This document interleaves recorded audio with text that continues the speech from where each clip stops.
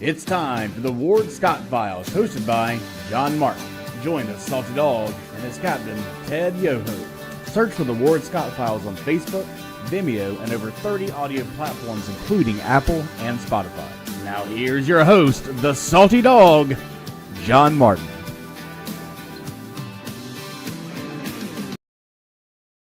Well, good morning, everybody, and welcome to our Political Pirate Podcast, the 3 Ps, featuring yours truly, the old Salty Dog, John Martin, and Ted Yoho. And no, he's not in jail anywhere. He's just been traveling a lot, gone through a lot of stuff, a lot of flight changes, all that kind of stuff. Good morning, Captain. How are you? I'm great, man. Thanks for having. Thanks for the introduction. I appreciate it. And I'm down in Fort Lauderdale at my daughter's house, helping her with a remodel. Well, get to work as soon as the show's over. She'll put you to work. She's waiting on me. I hear you. Well, we're given a 2 weeks notice here, Ted, not for our show or anything else, but President Trump has given a 2 weeks notice to Iran that, you better tighten up or the bunker buster may be coming. So according to Breitbart here, I'm going to use a template there. President Donald Trump issued a message Thursday that Iran has within the next 2 weeks to negotiate with the United States of America. And I guess you could say promises made, promises kept. So they better pay attention to what old DJT says, don't you think, Ted? In the past, I would say, yeah, but I don't know. Is this going a little bit beyond what he can do? If you look back, he said he was going to end the war in Ukraine in a day once he got elected. Here we are 120 some days. If he says this, he needs to follow through with it. And then what are the consequences if he does follow through with this? Is the rest of the Muslim nations going to gang up and say, when it comes to that kind of a conflict, they side with each other. The enemy of my enemy is my friend. And so, this is something, it's very dicey. I hope Iran comes to the table and this doesn't have to happen. That'd be the best scenario, but his hand is weakened by what he's done with, you think about just Russia, but then China, 125% tariffs. We're going to get rid of all these students. You know what? The students are still here and the tariffs went way down. So he's lost credibility in the foreign affairs space, albeit there's stuff he knows that absolutely I do not know. So, I'm hoping he is negotiating hard behind the scenes. Well, I guess I look at it. I trust Donald Trump. And I trust the Iranians. I've told you that before, and I know the first time I said it, but you know what's coming next. Yeah, people get a bit shocked, so hang in there. Do I trust Donald Trump? Yes. Do I trust the Iranians? Absolutely, I trust them. I trust them. I take them at their word. And this to me is very important because before they get morning coffee, they say death to America and Israel, from the river to the sea, which means wipe out Israel, wipe out us. I believe that is absolutely true. And I don't know your feelings on that. I think I do know your feelings on that, but go ahead and expand on that, Ted. No, I agree with that. I mean, Iran's been chanting this for 40 some years. And, if we look back in 1974 when the oil embargoes came, life changed, not just in America, but around the world. You look at what they've done in the Hormuz Straits or the Straits of Hormuz. They're interfering with vessels coming out of there, how they captured our sailors under Obama with John Kerry, and they made our sailors kneel down and, look like just whipped little puppies. The American Navy sailors had to do that. And so they have always been poking us in the eye. If they get a nuclear bomb, they will use it. And there's no doubt about that.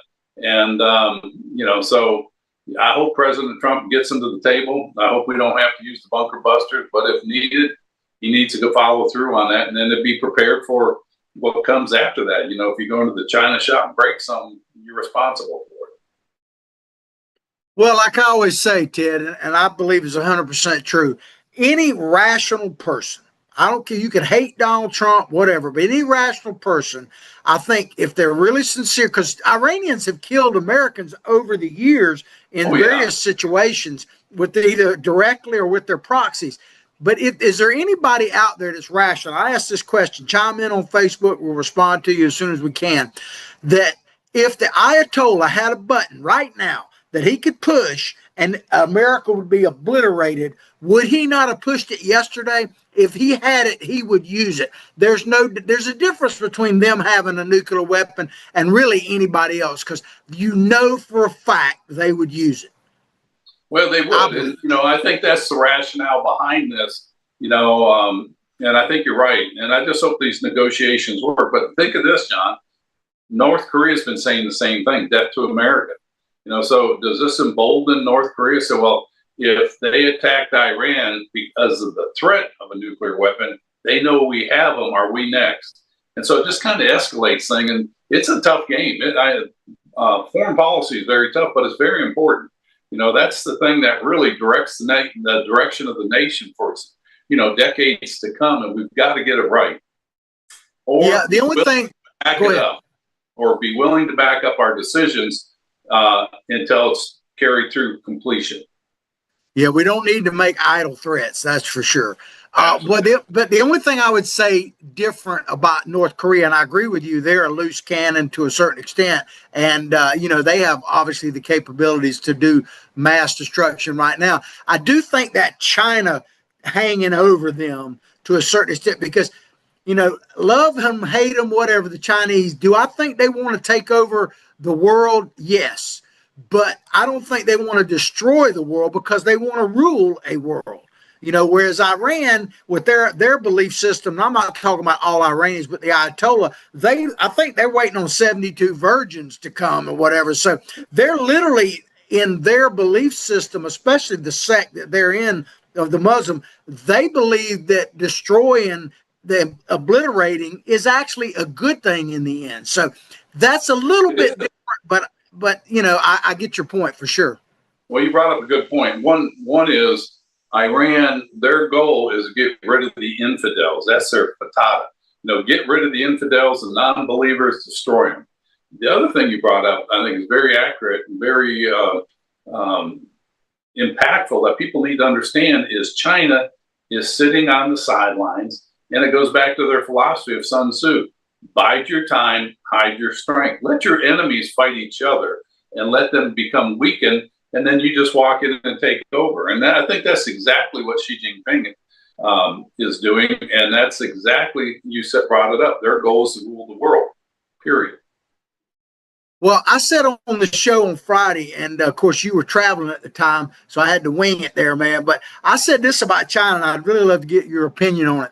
I said, China, do they want to dominate the world? No question about it. But at the same time, I don't see them wanting to destroy America just yet, because they want us to keep shopping. They want us to be weakened around the world so that they have influence better than we do. But they want us to keep going to Walmart, to keep going to, the Prime and Amazon and all of that kind of stuff, and shopping, because we're funding their machine. And sure, without us, there'd be no money. So we're their piggy bank. So it's a balance there for them. Don't you think that? What do you think about that? That's kind of my feeling. You're absolutely right. But through that process or that transition, their goal is, like you said, to rule the world militarily, economically, and way of life. Do you want the way of life that China has?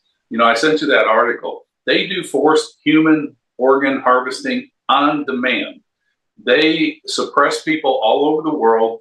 They have authoritarian CCTV cameras all around, and if they catch you doing something illegal or they don't like, you get a visit from their police. They have police departments secretly. They're not even secret anymore in our country. We have professors. I just found this out over this week, from major universities, including the University of Florida, with the cuts in NIH funding. These professors are going to China to do research over there because China's paying them a ton of money. To me, that's almost treasonous, to take the research that we have paid the American taxpayers, and they're going to go over there and continue it because China is offering them money, and they're supporting a regime that does the human harvesting. They've cornered the market on rare earth minerals and so many other things, pharmaceuticals. They're supporting that regime, that ultimately wants to take over the world and have she thought, or as he calls it, socialism with Chinese characteristics. It's communism. Yeah, I mean, well, clearer than that. well, I know two of your good buddies, two of your man bros you love so much. One of them is Chuck Schumer, and the other old Tim Walz. You know I'm teasing you, my friend. But Chuck Schumer, you mentioned those police departments, Chinese. Well, I wore a white T-shirt so I could be a common guy like Tim Walz. Yeah, but and you're working on a truck later on, or the house there, right? Like Tim Walz. Video that so you can put it up. Yeah. Here's my manly man, Ted Yoho. But you mentioned those police departments. Well, Chuck Schumer just a couple of years ago was photographed inside of one of those with, now whether or not he knew where he was is debatable, I suppose, but he was with one of the lead people that was running the show there with China. And Tim Walz, I don't know if you saw this or not, but just a couple of days ago, Tim Walz came out and talked about the fact that that we were so like embarrassed on the world stage under Trump that maybe it was time for China to lead. I mean, my God, can he really believe that? And if so, man, that really shows you these are top leaders of the Democratic Party, and they're literally arm in arm with China. Well, they are, and with Chuck Schumer in that, did he know? He had to have known. Had it been Biden, I would say he didn't have a clue where he was. But Tim Walz, I saw that interview where he says, well, America's lost its standing. We're not leading like we used to. And you know what? Maybe it is time for China to kind of lead the world. This is a U.S. congressman who is a governor who has connections with China, and he's flouting the greatness of China. Maybe it's time for them to take over. This is a Democrat, progressive Democrat, that's talking about China would be better at ruling the world than we are. Not that we want to rule the world. We don't want to rule it. But we want our standards that we've agreed to in liberal democracies that give us liberty and freedoms. China's not going to do it. Tim Walz needs to go to China. Yeah, well, maybe he's so old now that he feels like his order. I think he's younger than we are, John. You froze up, or I froze up. Are you there? John. John, looking for John, captain of the pirate ship. Where are you? Can you see me now? I can see you now, buddy. Can you hear me? Okay. Well, I dropped out for a minute. I guess that's life on the road. What I was saying is old Tim Walz, maybe he's old enough that he's not worried about his organs being useful. I don't know. But, we were talking about China. I was going to say this later, but I might as well say it now. They're actually being, I don't know if you saw this, but kind of broke overnight, that we've been tracking planes from China that say they're going to like Luxembourg, but then they disappear over the skies of Iran. And we suspect that they're taking stuff out of Iran, not bringing stuff in, that they're taking materials and possibly passengers out of Iran. But it's pretty clear that they're going in and out of Iran. China is clandestinely right now. So that is a big deal potentially. That is a huge deal. Of course, they deny it. They've been caught red-handed. There's no telling what they're ferrying in there. Is it nuclear material? There would be nothing better for them than to have Iran do something like a nuclear explosion in the United States. They don't need a ballistic missile. When I was in Congress, we had briefings. All they need is a tanker to bring it off the shore of New York or Florida or California. And detonate a nuclear bomb there. It would be just as devastating. So they already have the capabilities of doing that. It's just the mechanism of igniting the bomb. And China's working hand in hand with them. China's working with North Korea, even though they don't like each other. They're assisting them. And China's helping Russia. And Russia and China historically do not like each other. But again, friend of my enemy is my friend, or the enemy of my enemy is my friend. So this is all. Well, in conjunction with what you just said, the Israelis have pretty much admitted that there's probably an enriched uranium, like weapons grade uranium, that they don't necessarily know where it is stored outside of some of these nuclear facilities. And so that could be what they're moving out as well. But of course, China already has that. So it's interesting. But a Washington Post has an article here related to all this. It says Democrats, we're talking about those in the House and Senate, raise war powers concerns as Trump mulls Iran strike. This what Tim Kaine from Virginia. He's mounting a ditch push to force a vote as soon as next week. Yeah, to restrain Trump from attacking Iran without Congress's approval, the War Powers Act. So what do you think about that, Ted? I think that's something they ought to do because they have the authorization for use for military force called the AUMF. And this is something that got put in under George Bush when we attacked Afghanistan. And so this has been used ever since George W. Bush. And when Obama came in office, he was doing all these strikes on the Houthis and, all over the Middle East. I think he did over 26,000 drone strikes. And he was using the AUMDF, the authorization for use for military force. And it became an elastic clause because it went from attacking a nation, when you could go into a nation like we did in Afghanistan and Iraq, all of a sudden it became used for the war on terror. Well, the war on terror is never going to go away because there's always going to be terrorists. But so they started to use it more and more. And he was going to go into Syria and bomb Syria.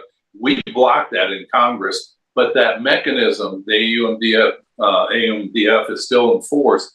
And I think this is something bipartisanly we try to get rid of, because if Trump wants to do this or any other president wants to go into another nation, they shouldn't be operating on something that was passed back in 2002 or 3 when we went into Afghanistan. They ought to come to Congress and ask them for that authority, unless it's a direct attack on the United States. At that point, the president has the power to use the military. Well, and I agree with you in principle, no question about it. The only concern that I would have is when you start talking about nuclear, like the war on terrorism and stuff like that, and you put the nuclear component in there, it's like if you have like 9/11, as bad as it was, yeah, they did that, and then we reacted and they passed a lot of this stuff. But it's one thing to react to a couple of planes, and I'm not diminishing in any way, crashing into buildings and devastating as that was. It's much different to react after a nuclear thing, because that could literally potentially kill millions and change the world forever. So, if the time really to do that should have been when they wouldn't sign a deal months ago, years ago, or whatever, to me. So now it's a real touchy situation. I agree 100% in principle with what you're saying, but could they really get that done in 2 weeks? I doubt it. The way Congress works. They should, but I don't think they could realistically. It's just a tough thing. And this goes back to our founding fathers and the principles they put: honest and open trade with all nations, entanglement with none. We have gone way beyond that to a point of no return, unless there's just something devastating. And I fear that there is going to be something really devastating that's going to shock the world.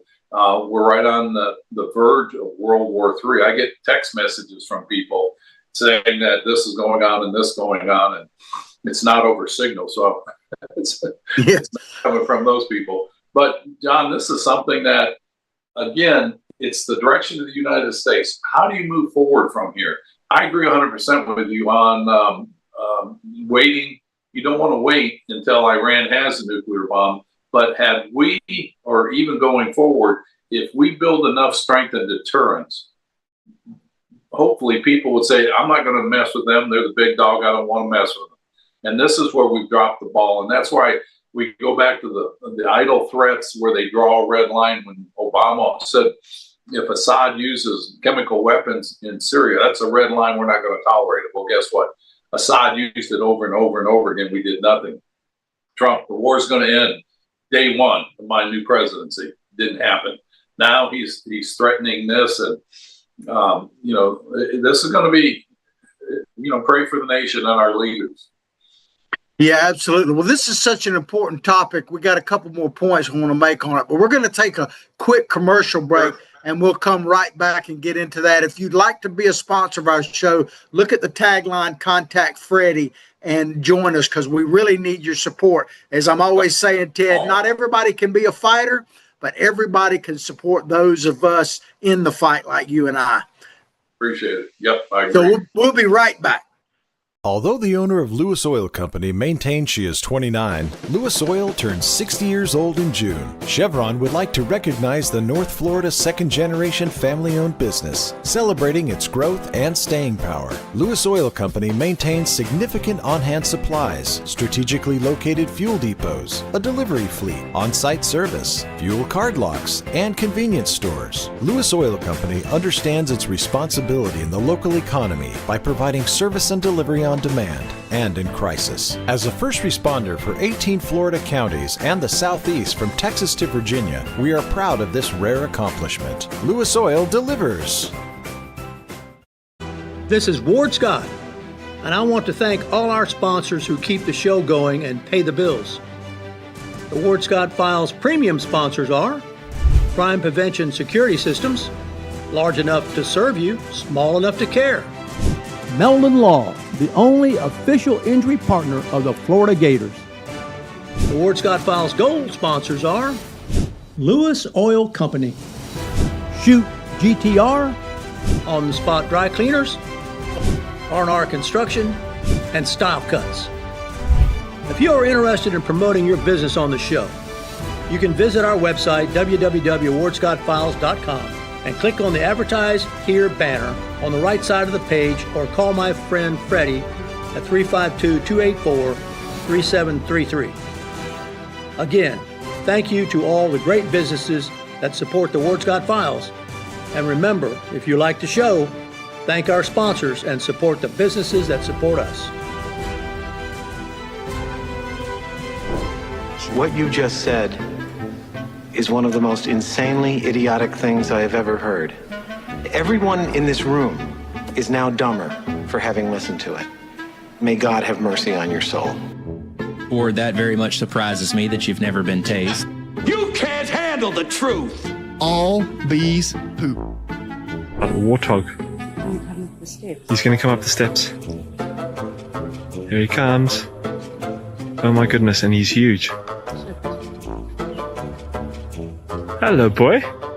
I wonder if we can pet him. Hi, boy. Can we touch him? No, don't. Help me! Help! Help!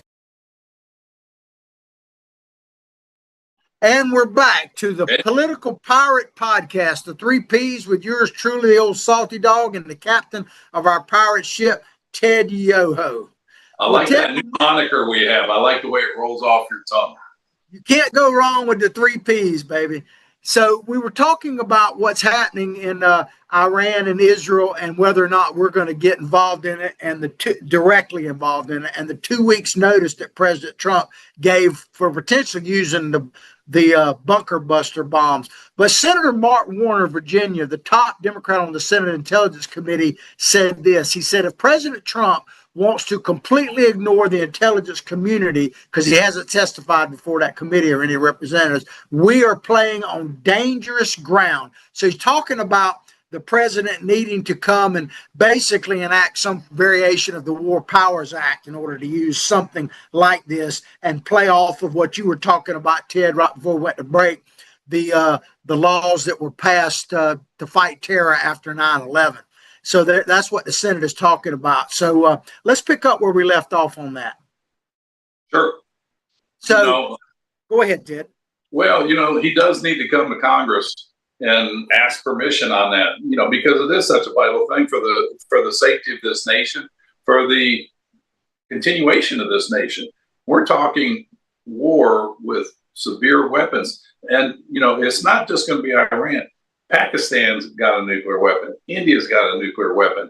And there's scenarios where India would intervene on either one of those to keep another war going on in their region. And so you're going to bring in players you didn't even think about. And again, the wild card to me is Kim Jong-un in North Korea. Maybe he'll just feel, hey, I've got some big firecrackers too, and the 4th of July is coming up. Let's ignite a few of those.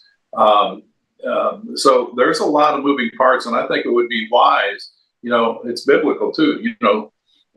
Seek wise counsel before you make a decision. And I know he's got a lot of advisors up there, but this is just something you have to make that decision. The weight of that decision is on his shoulders.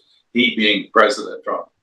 Yeah. And keep in mind, it is a not too well kept secret, but pretty much established that another nuclear power is Israel.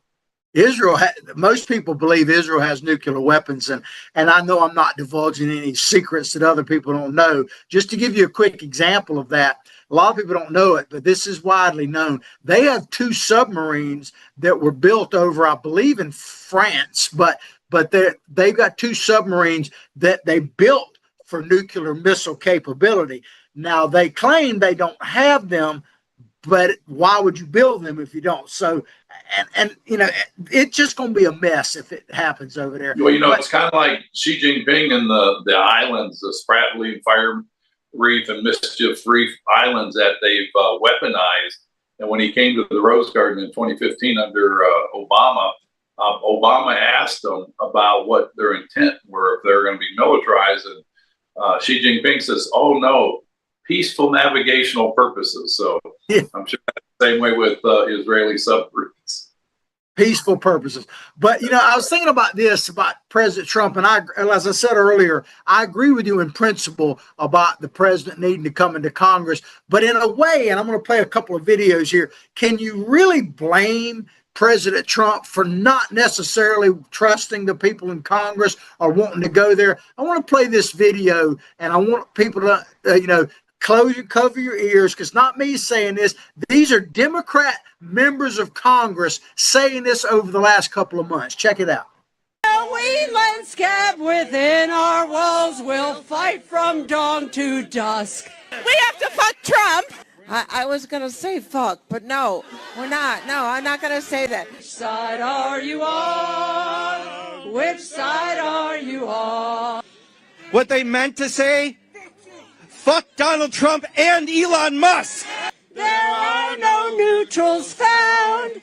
You're either with the union. I mean, after all, Elon Musk spent $277 million to buy Donald Trump's ass and put it in the White House, and right? I mean, I kept it short because, and it goes on and on. And I want to remind people, these are members of Congress, elected members of Congress. And you were just saying, as we were watching that off the air, Ted, about one of them that you know really well, and you were kind of shocked to see him say that. Expand on that. Rose up there.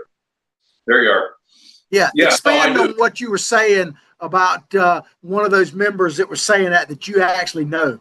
Right. That Congressman Boykin, I can understand him. He's just kind of a radical. He likes to be included. But Dan Norcross out of New Jersey, for him to come out and do that, I've traveled with that guy. He's a reasonable person, I thought. But you know what? This reminds me of a bunch of little kids that learned a dirty word, and they're all saying, yeah, I'm going to say that too. And these are members of Congress. Keep in mind, they're the Socialist Democratic Party. These are the people that want to rule my nation, and they act like this. And, you know, we've got too much of this. Where's the decorum?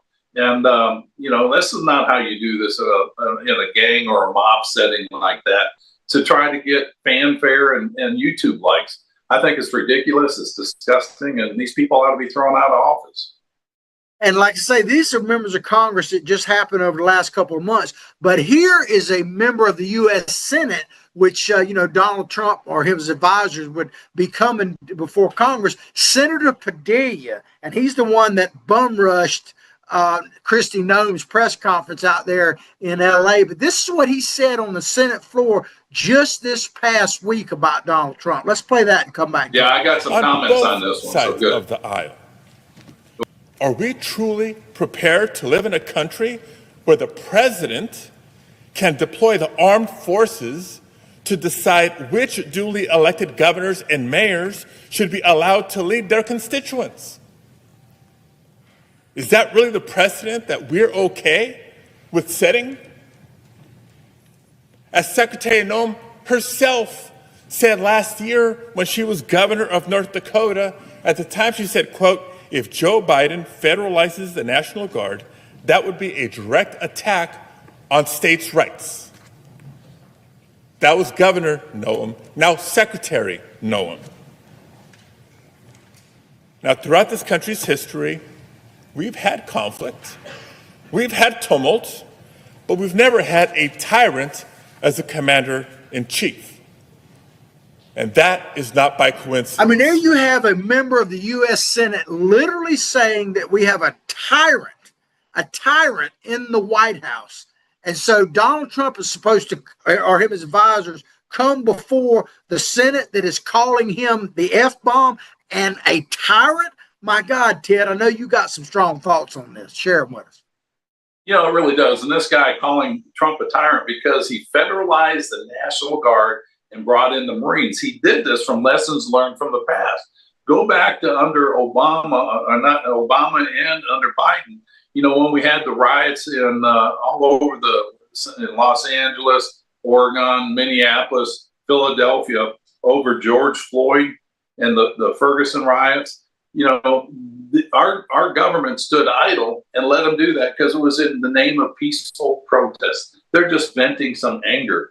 Trump sent in the National Guard because Gavin Newsom would not do anything to protect the federal buildings, which are federal concerns. And if Newsom's not going to do it, President Trump has every right to do that. When he refers back to Nome, said that if Biden brought in the National Guard, I can't imagine what they're bringing the National Guard in to Kristi Noem's state. You know, it was probably because she wasn't letting him protest. And then, you know, it just goes on. You know, this guy, Padilla, is the one that rushed the ICE detention center to get, you know, likes on YouTube because he's running for re-election. But here he is. He's the guy that rushes into the ICE detention center, gets arrested, puts our ICE agents in harm's way. And he's talking about being, you know, playing by the rules. These guys are way off base. And again, people need to understand these are the people that want to control our country. They hate this country. They're socialists.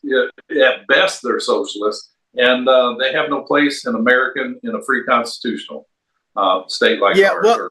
Well, think about this, Ted. They call Trump Hitler. He's a fascist. They basically call him everything but a child of God. And it's just, but they're expecting him to go. It's just a screwed up situation when it comes to that, you know. And I don't know exactly what the right answer is because I understand why he'd be reluctant to do it. Tyranny happens when a nation doesn't follow the Constitution and the rule of law, and they allow for chaos to develop and the anarchists to thrive. And John, we've experienced that, like I said, with the Antifa, the Black Lives Matter, all those things going on. That was chaos, that was anarchy, and that destroys the nation. These things need to be fought against, and this is where people need to get educated, activated, motivated, go to the polls. Don't let these people get elected. It just drives me crazy that you've got the second leading candidate in the city of New York, one of our largest cities in America, is a Democrat, American Democrat Socialist Party. He's a communist, and he's running pretty close to Andrew Cuomo, and we all know what kind of a unethical character that guy is. And I don't know, maybe New York deserves that kind of leadership. You know, if they elect him, they deserve it. Well, we're going to talk about that very story next. But before we do, I want to close this segment with one video because I watched this movie last week again. It's just that Patton with George C. Scott. And I want to play a brief snippet to the opening remarks that he makes in character because I really believe that this is a debate that we need to have right now. He was definitely right in that day. Whether or not he's right now, I don't know. I wish he was. So let's play this really quick and we'll come right back and talk about it. Men, all this stuff you've heard about America not wanting to fight, wanting to stay out of the war, is a lot of horse dung. Americans traditionally love to fight. That's where you have George C. Scott playing General Patton, where he talks about don't believe the hogwash you hear about talking about World War II, not willing to fight, join the fight, because Americans love a fight, hate a loser, and everything like that. And, you know, I know he was right then, and I know there are quite a few people that still believe that way. And I wish he was right now because I'm not saying I'm edging for a fight, but we need to be that type of stand-up Americans again. You know, that was from a different generation too. That was World War II. That was a threat on us once we got involved in that. to end what? To end the threat of communism and the spread of communism. And here we are, we've got communists in office here in America. We were fighting for the principles and for this nation's continuation, so we didn't get annihilated. And, unfortunately, wars got political with Vietnam, with Afghanistan, and the job wasn't completed. And the stain or the embarrassment of how Biden pulled out of Afghanistan, it'll be a long time, many generations to come before that's forgiven.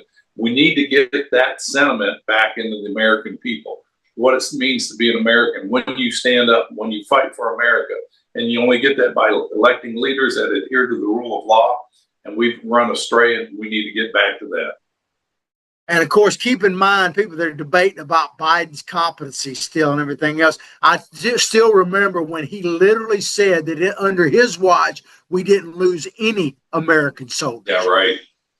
And that was like a couple of weeks after they were killed in Afghanistan. It's just, but you just brought this story up, so I want to get into it because I think it is very important, because not only is it the number one city in America, or always used to be, but this is from a very liberal publication. I chose it on purpose, called Truth Out.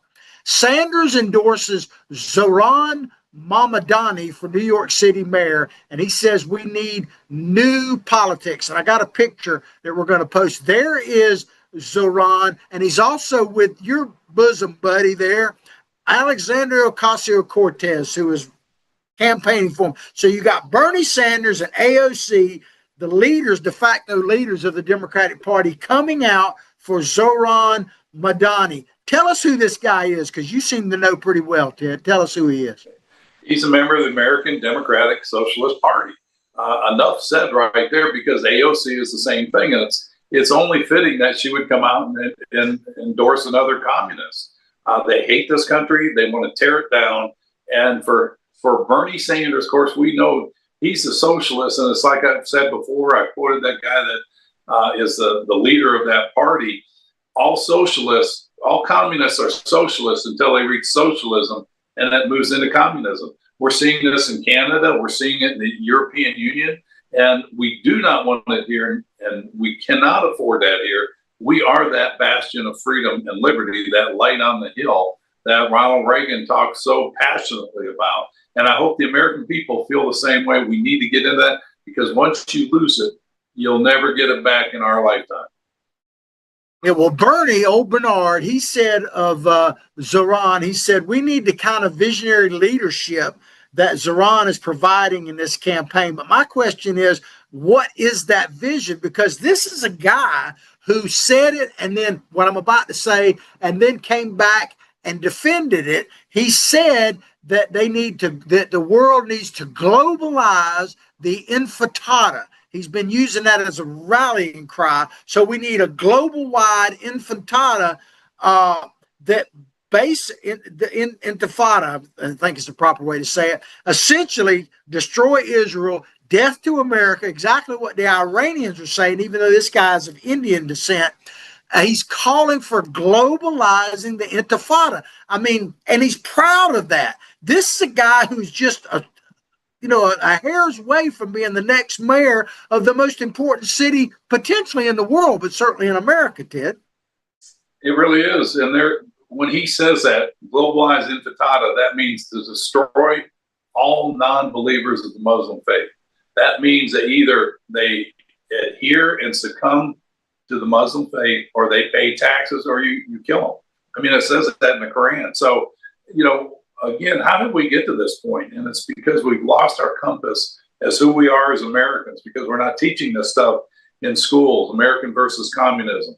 And America has gone into places we shouldn't have gone, and we've meddled. And that goes back to the founding fathers, entanglement with no nation.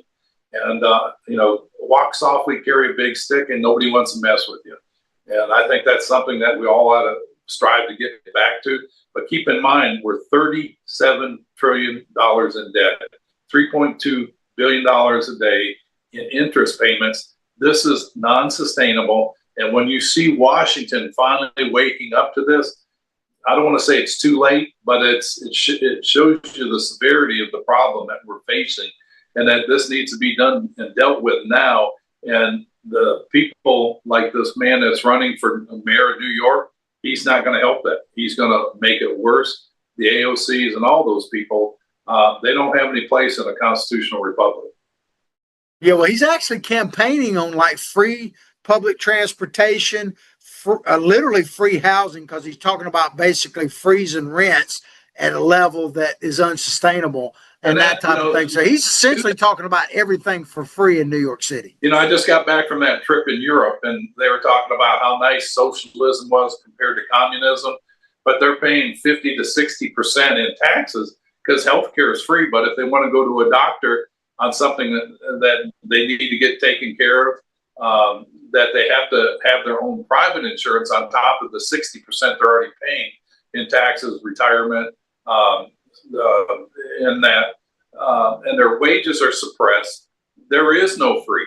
You're paying for it, even if they're giving it to you. The government's taking your money and giving you back substandard living condition. Their average house over there, I think, was 700 square feet, 2 bedroom, 1 bath. Yeah. The Democrats' visionary is for you to like live in a house, work on the lower floor, if you work at all, and then basically be flushed out the back, never leaving your house. They want us to be basically living and they want to zombies. determine what your living standards are, like Barack Obama, when he said nobody needs to make more than $250,000 a year. I don't want the government deciding how I live. I'll follow the rules. And by God, for those people to tell me what I can and can't do, that's un-American. It's on freedom and liberty. Yeah, well, I've said this, Ted. You and I've had phone conversations about this a little bit. I don't think I've actually said it on the show, but it kind of applies to this story, because if you want to know the difference, and I'm painting with a broad brush, between the progressive left and basically anyone who is America first, whether they're MAGA or even conservative, just basic Americans, the left wants to tell you how to live, where to live, what to believe, what to eat, what to do. I mean, they literally want total control of your life, And conservative people, basically, is simple. They really just want to be left alone. The only time conservative people really get active is when you push their buttons. You try to take their guns away, their basic rights. You try to tell them how to raise their kids. Right. As long as you leave conservatives alone, there wouldn't be a Donald Trump, really, if they just left people alone. But because they kept pushing all this stuff, it gave rise, love him or hate him, to Donald Trump, because he at least made people like me feel like there was a chance for us to be free. Well, Donald Trump is but a symptom of the underlying cause, and the underlying cause is what you just said. The Democrats' goal is to give you what you want, to keep you where you're at.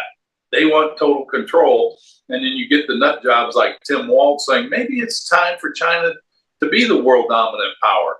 I mean, this guy is so out of left. I mean, he's just so out of it. And again, he had connections with China going back to the 90s, I believe it was.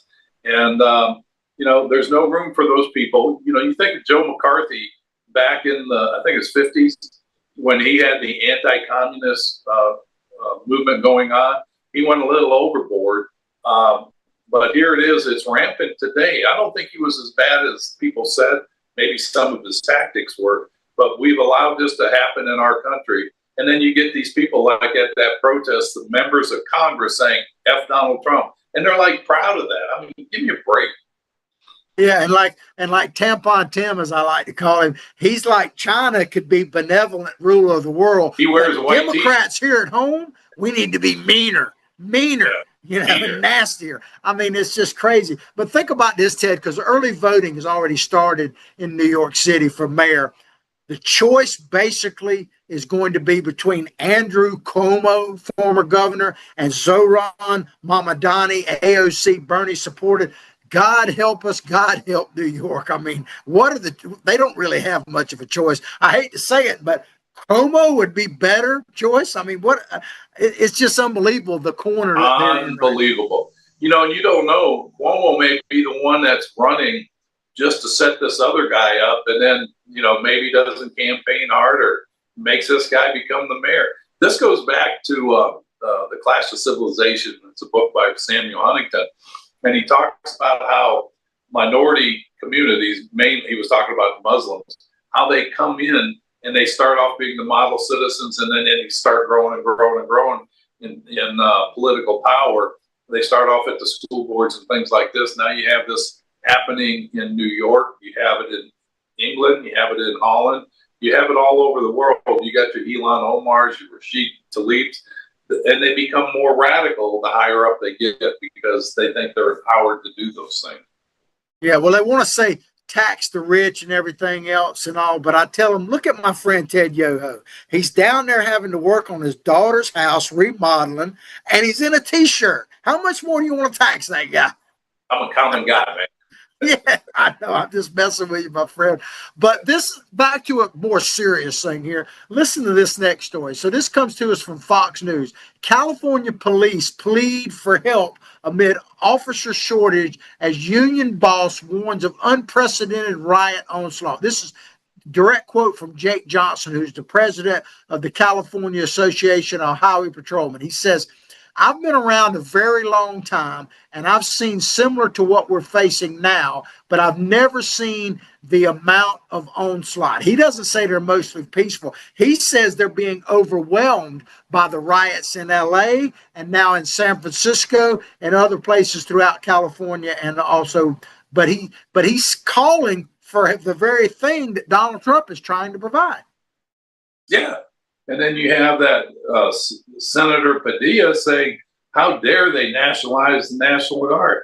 You know, you guys, you can't control your own state. And yes, there needs to be an adult in the room to bring in this kind of protection, not just for the people, but for the law enforcement officers.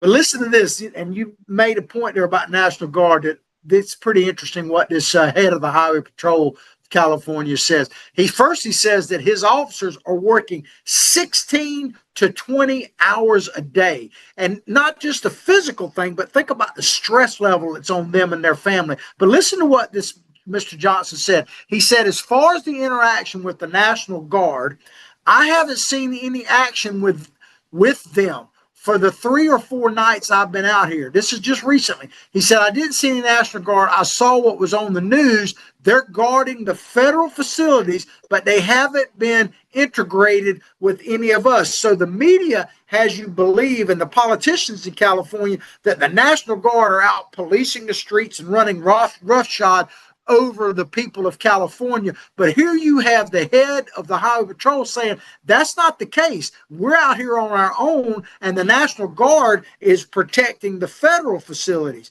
I mean, right. So, you know, what do you think about that? Well, I think that just shows you the sign of the time. You know, Newsom is not doing what he's supposed to do. They're not controlling their state or their cities or towns. They're not protecting the things that they're supposed to. They've got a hand in the federal properties too. You know, it's on their turf. But if they're not going to do it, you're right. The National Guard or whoever needs to go there needs to do it. I mean, working 16 hours a day under that kind of stress, John, you know how that can wear a person out psychologically. And there's going to be ramifications for this down the road. These, you know, I feel. And think about their families, Ted. When we talk about soldiers or police officers and that kind of thing, it's not just them.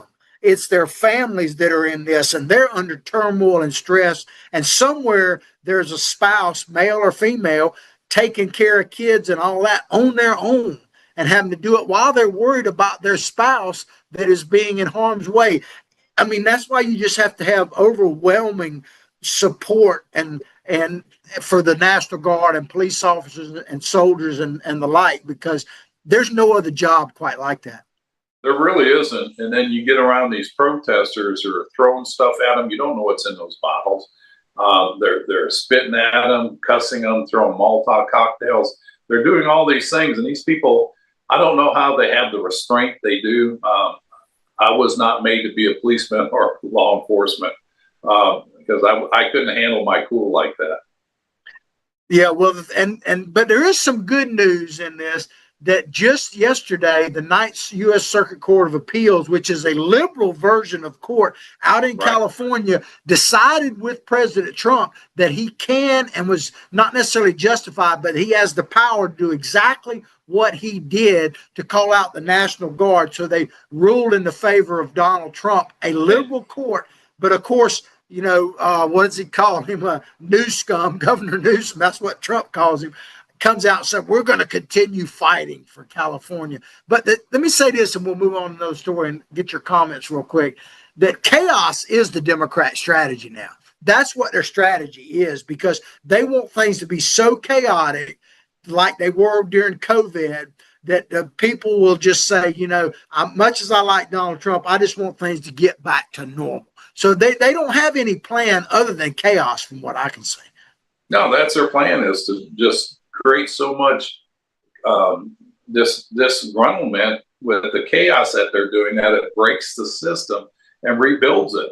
This goes back to Hillary Clinton with Ayers. What was that guy's name? Ron Ayers, with Clower Pivens. It was to tear down our system. So this is something that's been going on for 50, 60 years, if not longer, to destroy America because people hate it. And, I think, just move if you don't like it here. Go away, But they want to, like you said, they want to control everything so that they can tell us how to live and how much to eat, how much we can make, and, just do whatever they say. Be good little servants, serfs to the power brokers.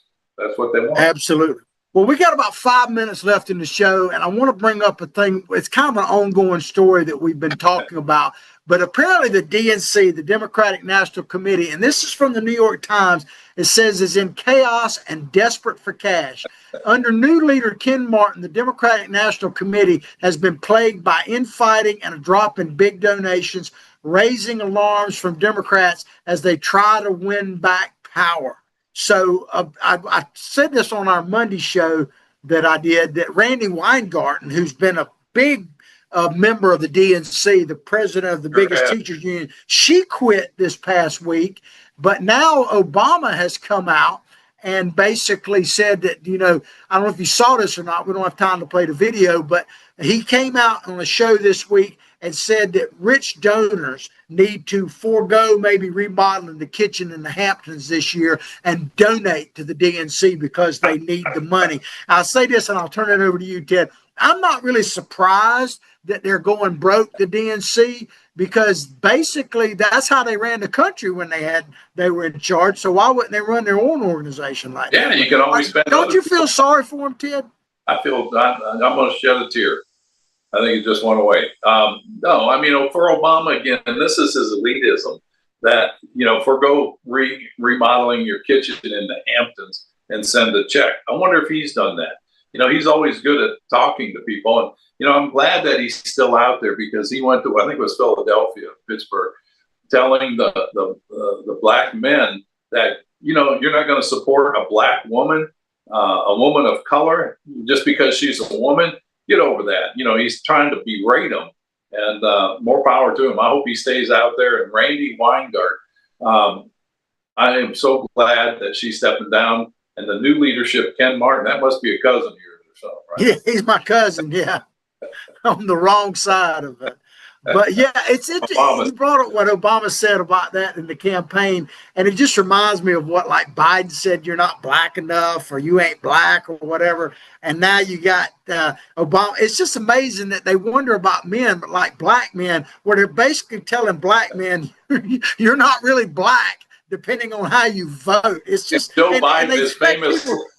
I mean, if you really think about this, Ted, if you were a person, I don't care what color, and you really believe that the color of your skin indicates how you should vote, that's about as insulting and racist as it gets. That's pretty insulting.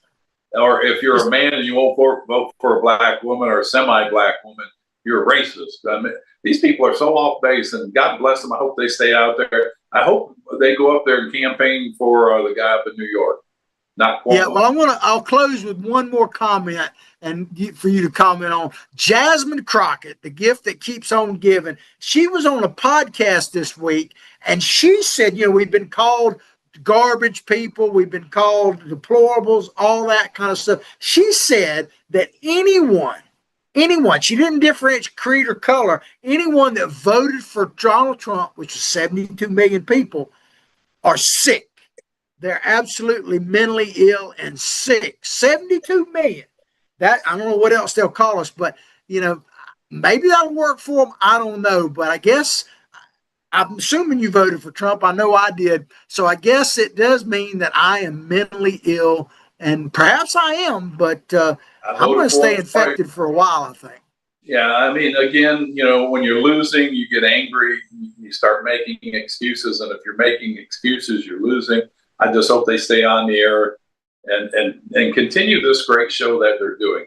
And why anybody would want these people in charge of the United States of America, the greatest country on the planet, that's done more for humanity. And we've done some things wrong, but in the overall scheme of things, it's the best place to live in the world, and creates opportunity for people like you and me, John, that can come from nowhere and be successful. So, these people are just so angry. It would be easier if they just moved. Follow Rosie O'Donnell and Ellen DeGeneres. Move out of the country.